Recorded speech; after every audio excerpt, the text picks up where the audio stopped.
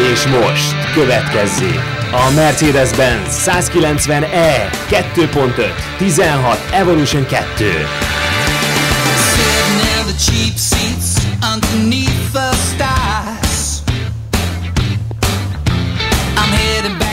Őszintén mit érzel, amikor meglátsz egy ilyen autót? Rendkívüli nosztalgia fog el. 1990-ben ülhettem bele ebbe az autóba. De tényleg összeszorítja valami a szívedet? Alul fölül minden összeszorul, mert eszembe jutnak azok az élmények, mikor száguldoztam a versenypályán, meg száguldoztam az utcán is vele. Kicsit járjuk körbe, jó? Mert az igazság az, hogy az autó azért látványosan más, mint amit 190-esként ismerünk, már az eleje. Abszolút ezzel a hihetetlen spoiler tömeggel az orrán és a megváltoztatott. Kapott egy csodálatos dizájnt, látod a kerékszélesítéseket, a dobleved is meg van szélesítve, tehát ezért tudták az autót így lesülyeszteni. És ami az érdekessége, hogy belülről a lökésgátlón keresztül, a gólyában keresztül ezt az autót lehet állítani a magasságát. Megteszed, hogy kinyitod a motorház fedelét? Természetesen. Sokat emlegettük már ezt a motort, de meg kéne nézni.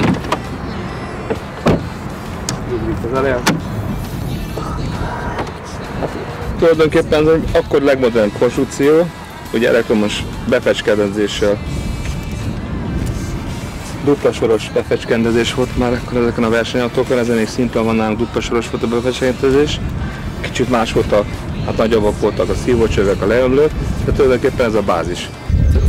A hátsó szárnyakat a versenyautón még jobban lehetett állítani, de itt is lehet látni, még a széria utcai autón is lehet állítani a szárnyakat.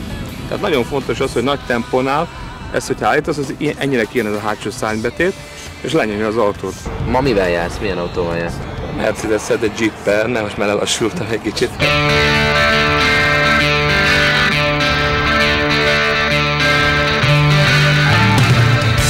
A 190 Evo 2 a Baby Mercik legsportosabb változata volt. Egyetlen célja a versenyváltozat homologizációja, ezért mindössze 500 példányt gyártottak belőle 1990-ben.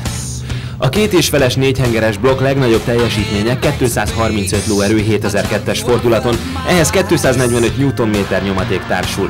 Ezek ma már nem hangzanak annyira soknak, de a kocsi így is 7 másodperc alatt gyorsult 100-ra, és 250 volt a végsebessége.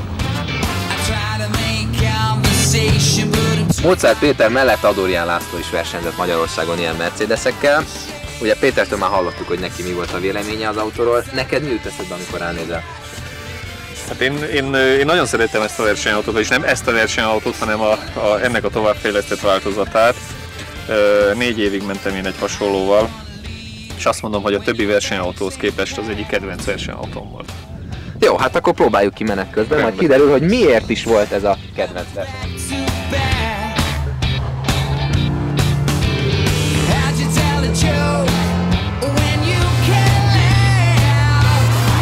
Nekem fantasztikus érzés most is ezzel az autóval menni, mert egy nosztalgiázom. Nagyon-nagyon jó. Az egyik kedvenc autóm volt valamikor, amikor én ezzel még utcán is jártam. A 190-es legnagyobb ellenfele az M3-as BMW volt. Annak is készült Sport Evo változata 238 lóerővel és egy kicsit jobb gyorsulással. Ám amiben a 190-es jobb volt, az a futómű. Még ez az utcai változat is kimozdíthatatlanul követi a kormány utasításait, pedig hátsókerekes, és nem segíti a vezetőt semmilyen elektronika. Odabent persze sok bőrrel találkozunk, meg minden jóval, amit akkoriban a Merci kínált. Ám a kiegészítő műszereken kívül van más is, ami a sportosságra emlékeztet bennünket. Az ülések kiváló oldaltartása. És ha már oldaltartás, akkor most lássuk, hogy ízlik Lacinak a Parabolika, a klasszikus sportkocsiban.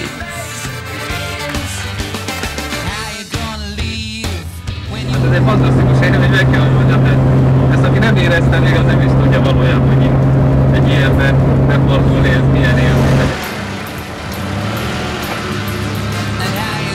Na hát ez az autó az a bizonyos 500-as limitált szériából való darab, tehát Németországban sincs túl sok belőle állítólag.